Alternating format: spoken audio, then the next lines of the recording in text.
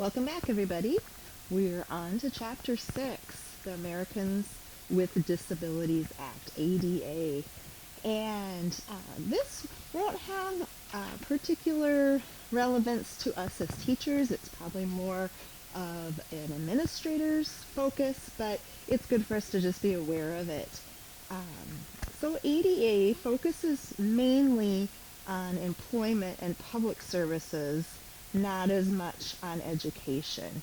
But what it does as far as education, it kind of expands on what rights they're provided with Section 504 to students in schools and extends to school employees as well who may have disabilities.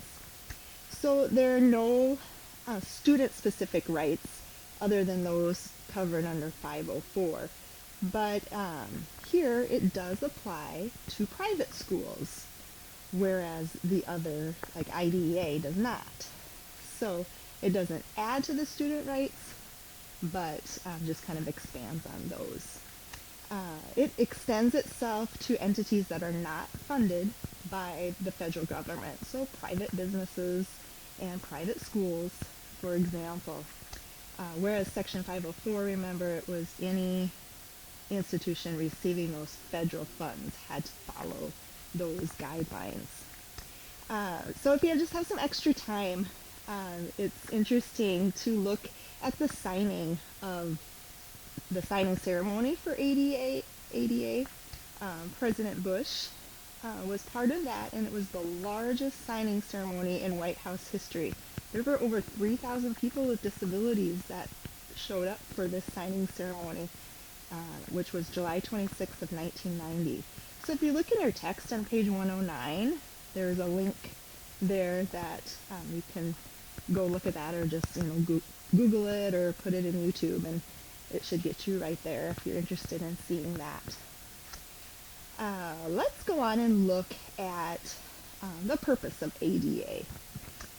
There was still discrimination for people with disabilities outside of the school, such as employment when they're looking for housing, different public accommodations, public transportation, communication, and recreation, voting, all those things. There was still a lot of discrimination for people with disabilities. This put them at a disadvantage. Socially, they couldn't get to the places other people could if they had difficulty getting public transportation. So that inhibits their ability to be social. It might inhibit them from employment from that vocational standpoint, which then leads into affecting their economic well-being, and then educationally. And so, since there was no legislation to back up these rights, they really were at a complete disadvantage. So when ADA came to be, purpose was to eliminate that discrimination against people with disabilities, outside of the school. It provided clear, strong, consistent, enforceable standards that addressed those areas of discrimination against those individuals. And then that federal government was part of that process of enforcing those standards established by the Act on behalf of those individuals with disabilities. So up until this point, there really wasn't a lot of involvement from that federal government. And also to invoke the sweep of congressional authority, including the power to enforce the 14th Amendment and to regulate commerce in order to address the major areas of discrimination faced day to day by people with disabilities. So really gave them a lot more freedom and accessibility to things people without disabilities had.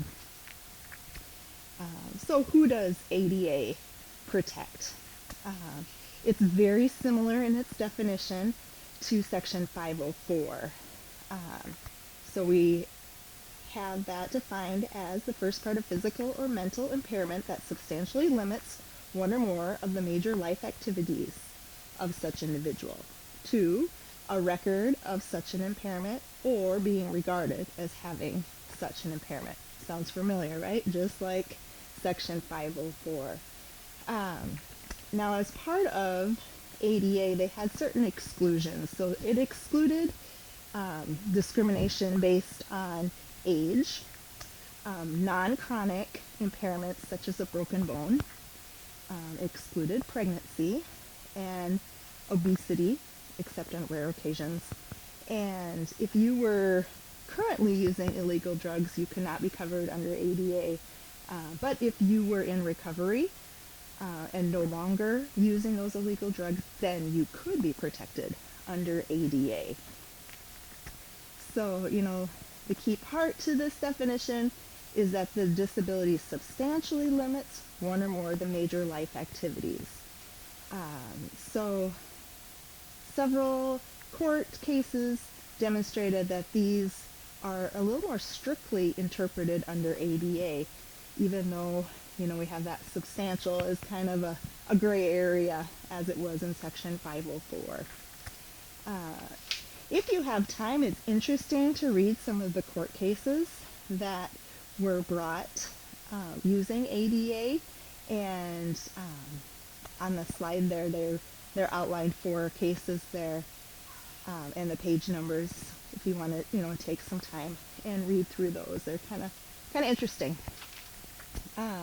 But going on, ADA was then amended in 2008, so quite a few years later, since it was founded in 1990.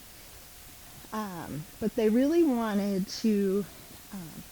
They found that the high courts, when they were presented with litigation, they were really being very strict, too strict, and limiting the number of people who were covered under ADA. So at this point, Congress intervened and created some amendments to the original ADA. They really wanted to broaden that definition of people with disabilities. They decided to include those episodic conditions or conditions in remission, as long as they affected the person when it was active.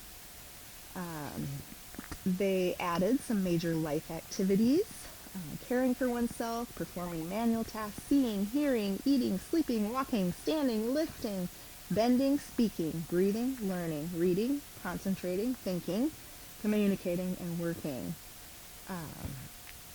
So then they also had the major life activities such as functions of the immune system, normal cell growth, digestion, neurological, brain, respiratory, circulatory, and reproductive functions that were added to the list of major life activities. A lot of those sound familiar too when we looked at Section 504. The next part looks at mitigating factors. So these are things that help not enhance the disability, but help relieve some of that disability. For example, I wear contact lenses to mitigate my eyesight. It helps me to see far away. So that would be a mitigating factor. Other things that are included would be like medication, medical supplies, equipment, low vision devices, prosthetics, hearing aids, cochlear implants, mobility devices, oxygen therapy equipment, use of assisted technology, and you want to make sure that these are reasonable accommodations, that they aren't, expensive to keep up. Like I mentioned for myself, eyeglasses or contact lenses are the only mitigating factor that can be considered. So these other things we can't deny them accommodations because they take medication for their disability, say ADHD. But eyeglasses are the one thing that can be considered. So, in the last area, they lowered the standards for a person to be regarded as having a disability. So they require that a person only needs to establish that he or she was subjected to discrimination because of a perceived mental or physical impairment, regardless of whether it is perceived to limit a major life activity. So kind of gets confusing, I think, as you go on here. So that's how it was changed to offer accommodations and d- lessen the discrimination for a broader number of people. So let's look at the structure of ADA. There are 5 parts or titles to this particular law. So when we're looking at public schools, we're really going to focus in on that Title II piece, the public service. And then when we look at private schools, that's going to fit under that Title III, public accommodations and services operated by private entities. Okay, so really focus in on that 2 and 3 when we're looking at the school. But, a little bit of our focus would need to be in that Title I of employment. And that would be more on that administrative side when they're looking at hiring staff at school, to work in the school, and really need to make sure that people with disabilities aren't being discriminated during that application, interview, hiring process. So that's all covered under Title I. Title II then is the areas that of entities that receive those governmental funds, they would need to follow these guidelines. And that would also include public transportation. So making sure that our buses are accessible to people with disabilities, the train, all those different types of public transportation. So then we look at Title III, and that's where the private schools would fit in here. And this is under ADA. They're not receiving those federal funds, but they also need to follow the ADA provisions. A couple things looking at private schools. Private schools may give preference to applicants of a particular religion, and they can also require their employees to conform to religious tenets. So that's a little bit different than when we're looking at public side of things. So then we look also at physical accessibility within the building, and altering things architecturally. That's all going to be covered in that public and private entities. We want to make sure people can get to every place they need to be. So Title IV looks at telecommunication, that telephone companies need to establish a telephone relay service so people that are hard of hearing or deaf have accessibility to telephone services, and that TV stations need to use that closed captioning for public service announcements. So that's why I'm guessing we have the school close line that scrolls across the schools that are closed or closing early, or the weather warnings you see always scroll across the bottom of the TV. That would be all due to ADA. The last part are just kind of some miscellaneous provisions you need to follow in Title V. So that's kind of how it's structured. So lastly, let's look at a few of the school district's responsibilities under ADA.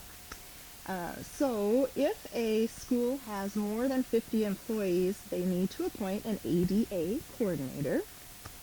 And then the job of this coordinator is they need to conduct a self-evaluation of their district, ensuring that there's non-discrimination, that there's communication available for people with disabilities, looking at their employment, accessibility to programs and facilities, and also are they training their staff to be aware of these provisions as well. Next, if they are found to be non-compliant in any of these areas through that evaluation, then they need to prepare a transition plan to take care of those areas of non-compliance. And then the last area is just prohibition against discrimination. Schools must follow the same employment rules and those provisions in Title II and Title III. So making sure that they're giving access to people with disabilities. So I know this was a super short video and slideshow, but it's also one that we just, kind of need to be aware of and not focus on like we do IDEA. Thanks for listening.